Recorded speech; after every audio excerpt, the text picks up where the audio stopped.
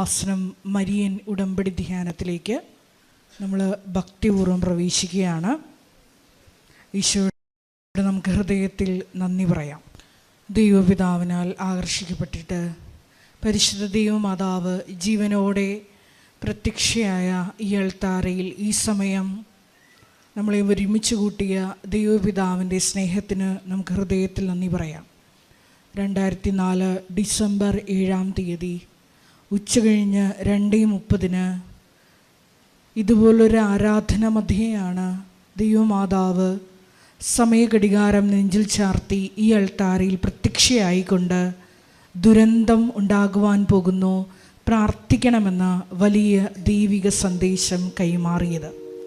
ജീവിതത്തിൻ്റെ വലിയ ദുരന്തമുഖങ്ങളിലായിരുന്നു കൊണ്ടാണ് നമ്മളും പരിശുദ്ധ അമ്മ ജീവനോടെ പ്രത്യക്ഷപ്പെട്ട ഈ ആലയത്തിൽ വന്ന് മരിയൻ ഉടമ്പടി എടുത്തുകൊണ്ട് ഈശോയുടെ കരുണയ്ക്ക് വേണ്ടി ദൈവപിതാവിൻ്റെ വലിയ കരുതലിന് വേണ്ടി നോക്കി പാർക്കുന്നത്. ഈ ധ്യാനം നയിക്കുവാൻ പോകുന്ന കൃപാസനത്തിൻ്റെ സ്ഥാപക ഡയറക്ടറായ ബഹുമാനപ്പെട്ട VP ജോസഫ് അച്ഛനെ ദൈവപിതാവിൻ്റെ കരങ്ങളിൽ സമർപ്പിച്ച് നമുക്കൊരു നിമിഷം പ്രാർത്ഥിക്കാം. ഈശോയെ, ഈ ആരാധനയിലൂടെ നീളം നീ തന്നെ അച്ഛനിലൂടെ ഞങ്ങളോട് സംസാരിക്കണമേ എന്ന് പ്രാർത്ഥിക്കുന്നു. മരിയൻ ഉടമ്പടി നിബന്ധനകൾ വിശ്വസ്തതാപൂർവം ദൈവസ്നേഹത്തോടെ പാലിക്കുവാനുള്ള അധിക അഭിഷേകം ഈ ആരാധനയിലൂടെ ഞങ്ങൾക്ക് നൽകണമേ എന്ന് പ്രാർത്ഥിക്കുന്നു. മരിയൻ ഉടമ്പടിയിൽ വന്നുപോയിട്ടുള്ള എല്ലാ പാകപ്പിഴകളും പരിഹരിക്കുവാൻ അധിക ബലം ഈ ആരാധനയിലൂടെ ഞങ്ങൾക്ക് നൽകണമേ എന്ന് പ്രത്യേകമായിട്ട് പ്രാർത്ഥിക്കുന്നു.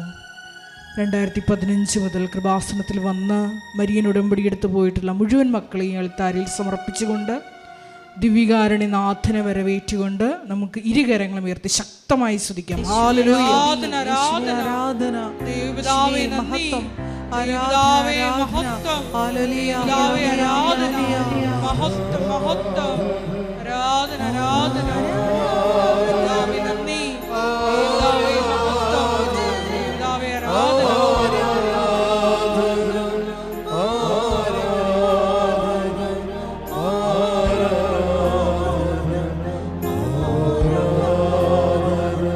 പരിശുദ്ധ പരമ ദിവ്യകാരുണ്യത്തിന് നേരവും ആരാധനയും സ്തുതിയും പുകഴ്ചയും ഉണ്ടായിരിക്കട്ടെ. പരിശുദ്ധ പരമ ദിവ്യകാരുണ്യത്തിന് നേരവും ആരാധനയും സ്തുതിയും പുകഴ്ചയും ഉണ്ടായിരിക്കട്ടെ. പരിശുദ്ധ പരമ ദിവ്യകാരുണ്യത്തിന് നേരവും ആരാധനയും സ്തുതിയും പുകഴ്ചയും ഉണ്ടായിരിക്കട്ടെ. സന്തോഷത്തോടെയാണ് നമ്മളെ കർത്താവിൻ്റെ ശുശ്രൂഷകളിൽ പങ്കെടുക്കുന്നത്. നിങ്ങൾ അച്ഛന് വേണ്ടി പ്രാർത്ഥിക്കണം. നമ്മൾക്ക് എല്ലാവർക്കും വേണ്ടി പ്രാർത്ഥിക്കണം, പരസ്പരം പ്രാർത്ഥിക്കണം. അതിൻ്റെ കാരണം ഒരു ദൈവീയ ശുശ്രൂഷയാകുമ്പോൾ ദൈവ ശുശ്രൂഷകർക്ക് അത് ശുശ്രൂഷയുടെ ഒരു അഭിഷേകം കിട്ടുന്നത് നമ്മളുമായിട്ട് ബന്ധമുള്ള കാര്യമല്ല. അതാണ് വിഷയം. ഞാൻ സംസാരിക്കുമ്പോൾ എനിക്ക് വചനം കിട്ടുന്നത് മാത്രമല്ല വിഷയം. ആ വചനം നിങ്ങൾക്ക് അനോയിൻറ്റിങ് ആകണം. ആ വചനത്തിന് വെറുതെ വചനം പറയാം. അപ്പോൾ റേഡിയോ പ്രഭാഷണങ്ങളൊക്കെ നമ്മൾ കേൾക്കത്തില്ലേ, അതുപോലെ TV-യിൽ എന്തുമാത്രം പ്രഭാഷണങ്ങൾ നമ്മൾ കേൾക്കുന്നു. അതൊരു പ്രഭാഷണമൊക്കെ ദൈവവചന പ്രഘോഷണങ്ങൾ TV-യിലൊക്കെ കേൾക്കുമ്പോൾ അത് സ്വാഭാവികമായും നമ്മുടെ മനസ്സിലൊരു പ്രോഗ്രാമിൻ്റെ ഒരു കാര്യപരിപാടി എന്ന രീതിയിലാണ് നമ്മളത് കേൾക്കുന്നത്. സാങ്കേതികമാണ് ആ വിഷയം. അനോയിൻറ്റിങ് കിട്ടാൻ വലിയ പാടാണ്. അനോയിൻറ്റിങ് കിട്ടണമെന്നുണ്ടെങ്കിൽ ആ പറയുന്നയാളും TV-യിൽ സംസാരിക്കുന്നയാളും അത് എഡിറ്റ് ചെയ്യുന്നവരും അത് ബ്രോഡ്കാസ്റ്റ് ചെയ്യുന്നവരും അത് കേൾക്കുന്ന നമ്മളും എല്ലാം ഒരു ദൈവമേഖലയിലായിരിക്കണം. അതാണ് ഈ 1000 പേര് വചനം കൂടുമ്പോൾ ചിലപ്പോൾ 2 പേർക്കായിരിക്കും അഭിഷേകം കിട്ടുന്നത്. അതുകൊണ്ടാണ് ഇങ്ങനെയുള്ള സ്ഥലങ്ങളിലൊക്കെ ചെല്ലുമ്പോൾ അവരെല്ലാം എപ്പോഴും പ്രെയറായിരിക്കും. നമ്മൾ ബ്രോഡ്കാസ്റ്റിംഗ് സെൻറ്ററിലൊക്കെ ചെല്ലുമ്പോഴേ കേരളത്തിലെ ക്രൈസ്തവ ടെലിവിഷനിലൊക്കെ ഞാൻ പ്രഭാഷണത്തിലൊക്കെ പോകുമ്പോൾ ഒക്കെ മനസ്സിലാകും, അവരെല്ലാം എഡിറ്റിംഗ് റൂമിലും ഇരുന്നുകൊണ്ട് എപ്പോഴും പ്രെയർ ആയിരിക്കും അവർ. അത് വലിയൊരു കാഴ്ചയാണ് ശരിക്കും, ഭയങ്കര. കാര്യം അവർ എഡിറ്റ് ചെയ്യണതും ബ്രോഡ്കാസ്റ്റ് ചെയ്യണതും എല്ലാം പവർഫുൾ പ്രെയറിലാണ് ചെയ്യണത്. ഇതുകൊണ്ട് തന്നെ നമ്മളുമൊക്കെ എപ്പോഴും അത് കേൾക്കുമ്പോഴും ഇതുപോലെ തന്നെ ആയിരിക്കണം. കേൾക്കുമ്പോൾ നമുക്ക് ഈ കാര്യം ഈ ക്രിസ്തീയമായ എല്ലാ വിഷയങ്ങൾക്കും അതിൻ്റെ ഫലം ഉണ്ടാക്കുന്നത് അനോയിൻറ്റിങ്ങിലാണ്, അല്ലാതെ ഇൻഫർമേഷൻ ഡംപ് ചെയ്യുന്നതിലല്ല. നമുക്ക് യേശുക്രിസ്തുവിനെക്കുറിച്ച് എന്തെല്ലാം ഇൻഫർമേഷൻ ഉണ്ടാകാം, ആരാധനാക്രമത്തെക്കുറിച്ച് നമുക്ക് ഇൻഫർമേഷൻ ഉണ്ടാകാം. നമ്മൾ വളരെ ടാലൻറ്റഡായിട്ട് അത് ഡംപ് ചെയ്യാൻ ബാങ്ക് ചെയ്യാൻ പറ്റും. അതും അനോയിൻറ്റിങ്ങും തമ്മിൽ വ്യത്യാസമുണ്ട്. അത് രണ്ട് ഫോർമാറ്റാണ്. ഒന്ന് അറിവ് പകരുന്നു, മറ്റത് അനുഭവങ്ങൾ നൽകുന്നു. ഈ അനുഭവങ്ങളെല്ലാം വരണത് അനോയിൻറ്റിങ്ങിലൂടെയാണ് വരണത്, അഭിഷേകം. ക്രിസ്തുവിനെ പോലും ലോകത്തിലേക്ക് വിട്ടത് അഭിഷേകത്തിൻ്റെ രൂപത്തിലാണ്. അഭിഷേകത്തിൻ്റെ ആളായ്മയും മാത്രമല്ല, അഭിഷേകത്തിൻ്റെ രൂപത്തിലാണ്. ഇപ്പോഴേ ഉദാഹരണത്തിന് ഇടം എന്നും പറഞ്ഞൊരു വാക്ക് ബൈബിളിലുണ്ട്. എന്താണ് ഇടം? രാവിലെ ഞാൻ കുളിച്ചുകൊണ്ടിരുന്നപ്പോൾ എൻ്റെ മനസ്സിൽ പരിശുദ്ധാത്മാവ് നൽകിയ ഒരു സംഭവമാണ്, ഇടം ഇല്ലാത്തവരുണ്ട്. ഇപ്പോൾ ഒരു വിസ റിജക്റ്റ് ചെയ്ത്, അപ്പോൾ എന്താണ് അതിൻ്റെ അർത്ഥം? എന്താണ്? ഇടം ഇല്ലെന്ന് എൻ്റെ അർത്ഥം. ജർമ്മനിയിൽ നിങ്ങൾക്ക് ഇടമില്ല, അതല്ലേ വിസ റിജക്റ്റ് ചെയ്യുമ്പോൾ ഉണ്ടാകുന്നത്. ജപ്റ്റ് ചെയ്തു, നിങ്ങളുടെ വീട്ടിൽ താമസിക്കാൻ നിങ്ങൾക്ക് ഇടം ഇല്ല എന്നാണ്. ഇങ്ങനെ ഇടമില്ലാത്ത എല്ലാ വിഷയങ്ങൾക്കും അത് ഇടം നിങ്ങൾക്ക് കിട്ടുന്നത് വരെ അതിൻ്റെ സബ്സ്റ്റിറ്റ്യൂട്ട് ഉണ്ടാവും. അതിനാണ് അനോയിൻറ്റിങ് എന്ന് പറയുന്നത്. നമുക്കത് ഫീൽ ചെയ്യത്തില്ല. കർത്താവ് ഈ വിഷയം എനിക്ക് ഇരിപ്പിടം ഒരുക്കുന്നത് വരെ ഞാൻ കർത്താവിൽ ജീവിക്കും. അത് ബൈബിളിലെ ഒരു നിലപാടാണത്. എന്താണ്? ഞാൻ നിൻ്റെ ശത്രുക്കളെ എൻ്റെ പാദപീഠമാക്കുവോളൂ നീ എൻ്റെ വലതുവശത്തിരിക്കുക. Take the word of God. Sudhikada hallelujah. Hallelujah ഹല്ലേലൂയ ഹല്ലേലൂയ. യേശുവേ നന്ദി. ഹല്ലേലൂയ ഹല്ലേലൂയ ഹല്ലേലൂയ ഹല്ലേലൂയ ഹല്ലേലൂയ. യേശുവേ ആരാധന ആരാധന ആരാധന. യേശുവേ നന്ദി. മഹത്വം മഹത്വം. ഹല്ലേലൂയ. 110 സങ്കീർത്തനം 1 തിരുവചനം. കർത്താവ് എൻ്റെ കർത്താവിനോട് അരുളി ചെയ്തു. കർത്താവിൻ്റെ കർത്താവിന് അരുളി ചെയ്തു, ഞാൻ നിന്റെ ശത്രുക്കളെ ഞാൻ നിന്റെ ശത്രുക്കളെ നിന്റെ പാദപീഠമാക്കുവോളം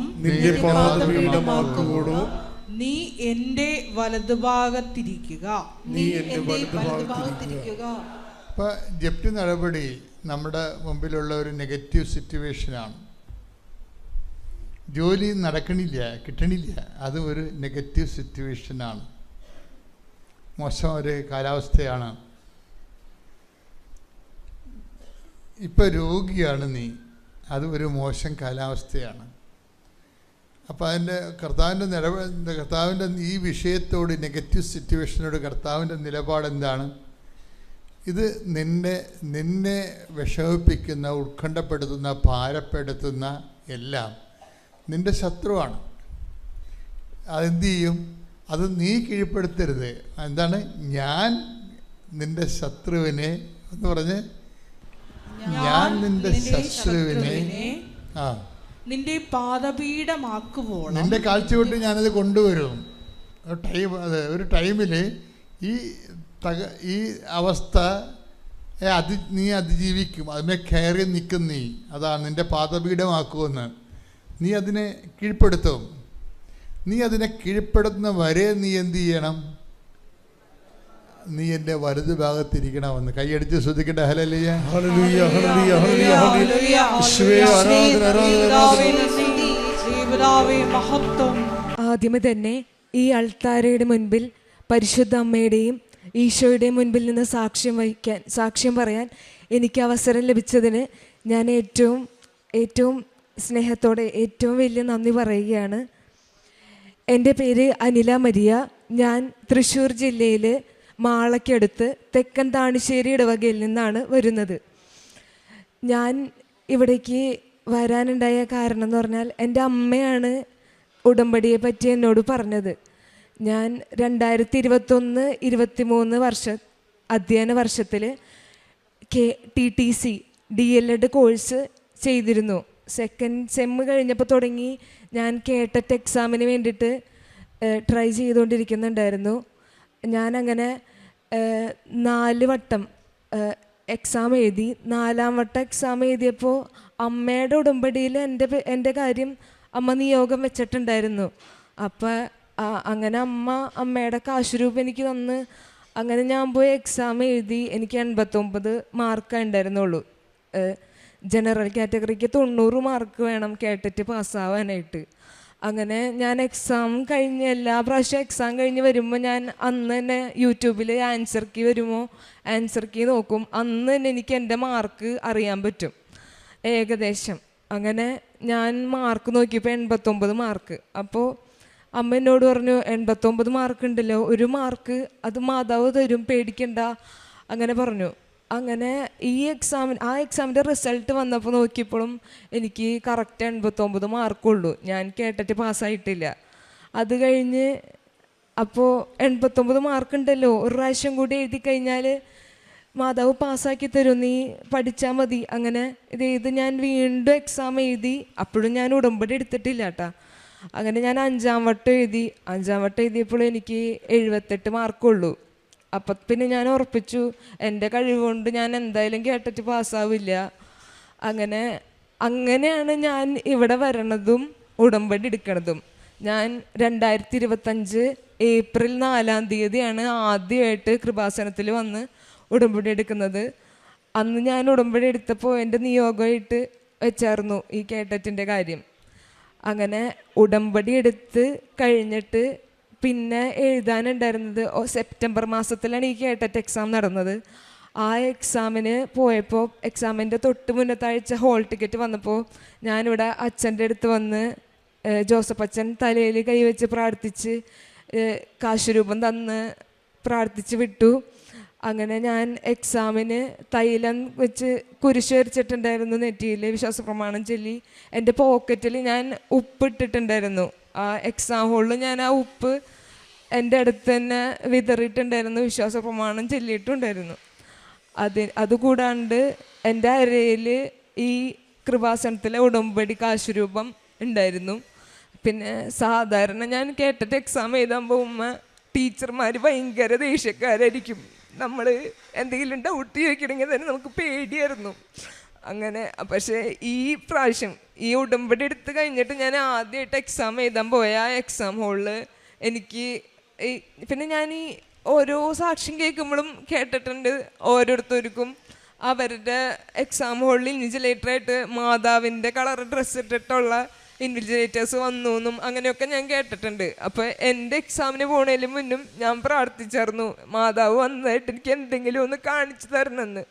അങ്ങനെ എൻ്റെ എക്സാം ഹോളിൽ ഇൻവിജിലേറ്ററായിട്ട് വന്ന ടീച്ചർ ആഷ് കളറും നീലയുള്ള ചുരിദാറിട്ടിട്ടാണ് വന്നായിരുന്നത്. പിന്നെ സാധാരണ വരുന്ന ടീച്ചേഴ്സിനെ പോലത്തെ ചൂടത്തൊന്നും അല്ലായിരുന്നു. ഭയങ്കര സ്നേഹത്തോടുകൂടി വളരെ ചിരിച്ച് ഏറ്റവും കാര്യമായിട്ട് എൻ്റെ കാര്യങ്ങൾ, എൻ്റെ സംശയങ്ങൾ ക്ലിയർ ചെയ്ത് തരുകയും ആ എക്സാമുള്ള എല്ലാ കാര്യങ്ങളും കൃത്യമായിട്ട് നടത്തി തരുകയും ചെയ്തിരുന്നു ആ ടീച്ചർ. അപ്പം എനിക്ക് അവിടെ തന്നെ എനിക്ക് മനസ്സിലായി മാതാവ് വന്നു, എൻ്റെ കൂടെ ആ റൂമിലുള്ളത് മാതാവാണെന്ന് എനിക്ക് മനസ്സിലായിരുന്നു.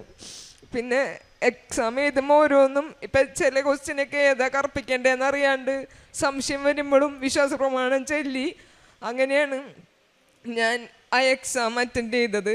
അത് കഴിഞ്ഞ് എക്സാം കഴിഞ്ഞ് വീട്ടിൽ വന്നു കഴിഞ്ഞപ്പോൾ തന്നെ ഞാൻ എല്ലാ പ്രാവശ്യത്തെ പോലെയും യൂട്യൂബിൽ വന്ന് ആൻസർ കീ നോക്കിയിട്ടും ഞങ്ങൾക്ക് 5 വിഷയമാണ് എക്സാം ഉള്ളത്. അപ്പോൾ 4 വിഷയത്തിൻ്റെ മാർക്ക് ഞാൻ കൂട്ടി നോക്കിയിട്ടും എനിക്ക് ജനറൽ കാറ്റഗറിക്ക് 90 വേണം. എനിക്ക് 90 കിട്ടില്ല. എനിക്ക് 66 മാർക്കേ ആകിയുള്ളൂ. 120-ൽ 66 മാർക്ക് കിട്ടിയ ഞാൻ ഒരു കാരണവശാലും പാസ്സാവില്ല. എൻ്റെ കഴിവുകൊണ്ടത് നടക്കില്ല. ആ നേരത്തെ അവിടെ ഒന്നും സംഭവിക്കാനില്ല.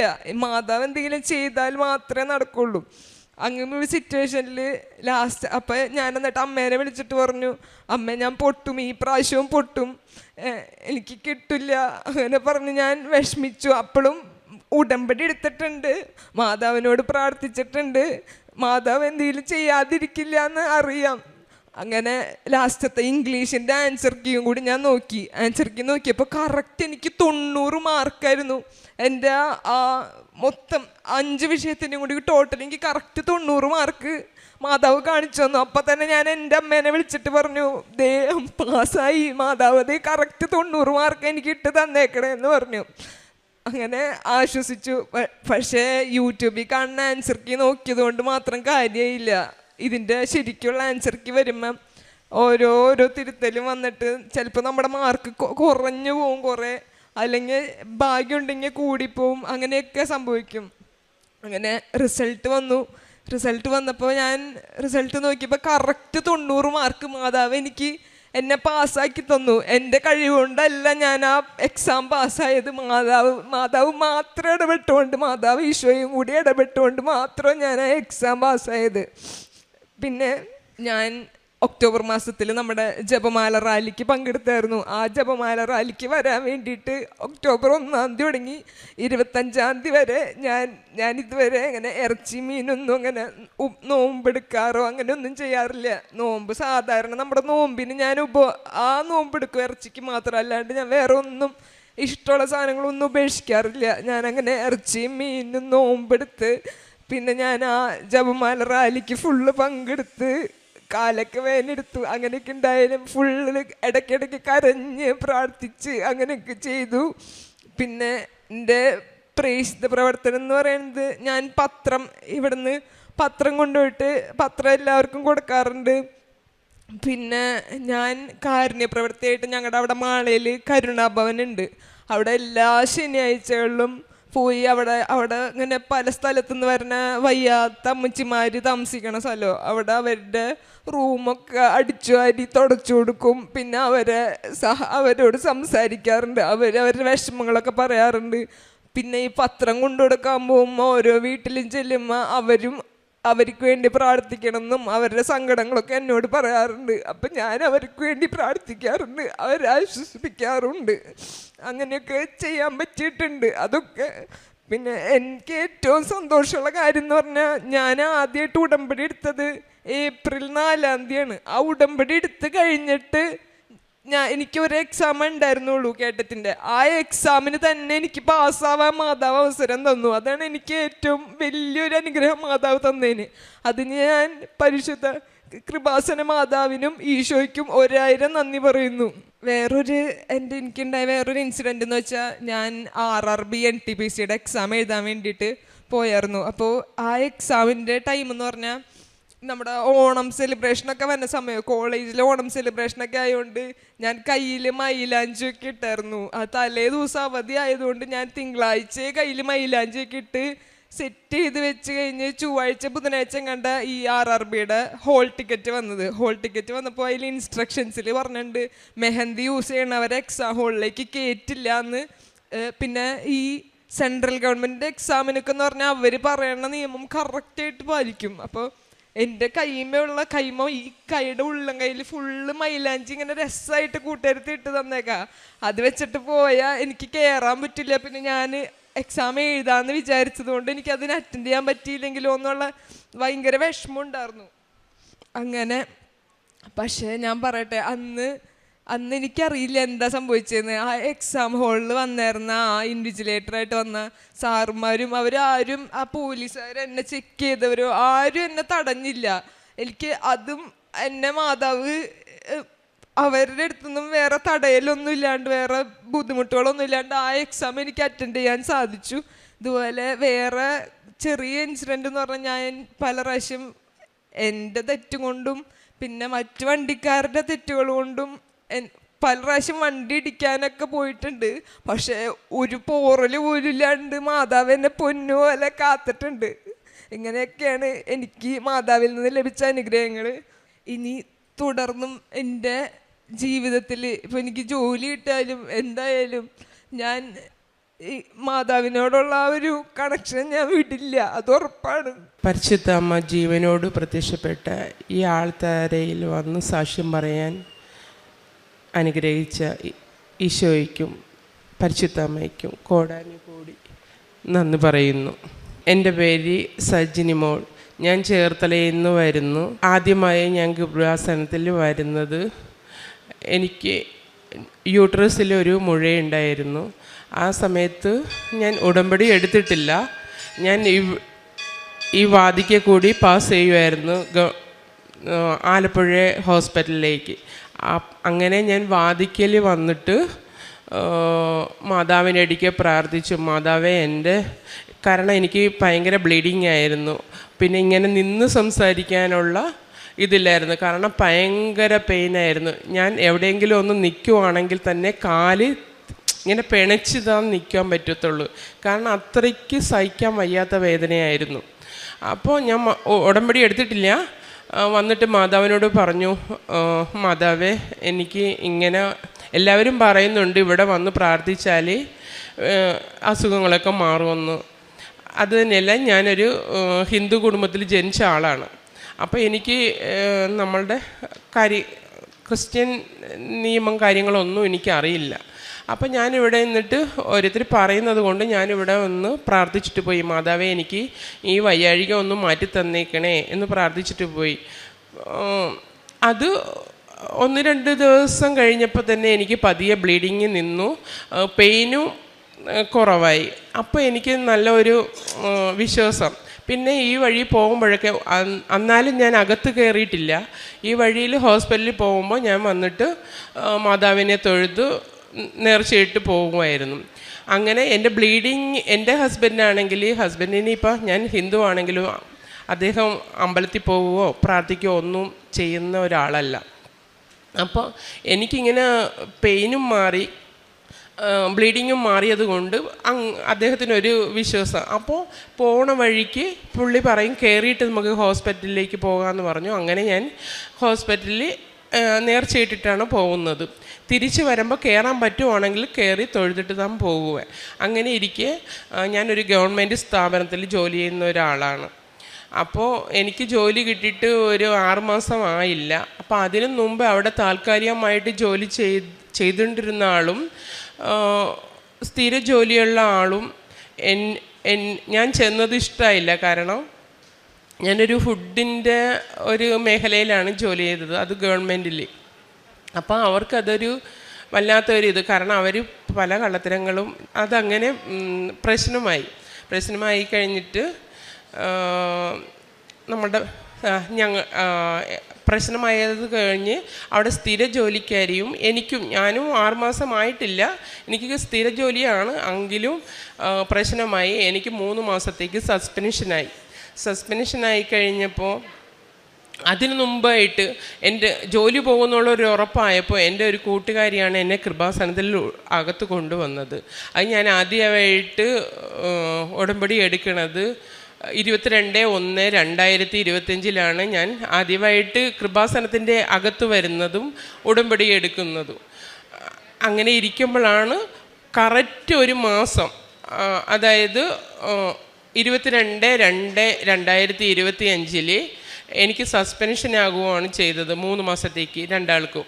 അങ്ങനെ 3 മാസത്തിൻ്റെ ഇതിൽ ഞാനിവിടെ വന്ന് ഉടമ്പടി പുതുക്കുകയും അച്ഛനെ കാണുകയും വിജയകുമാർ സാറിനെ കാണുകയും ഒക്കെ ചെയ്തിരുന്നു.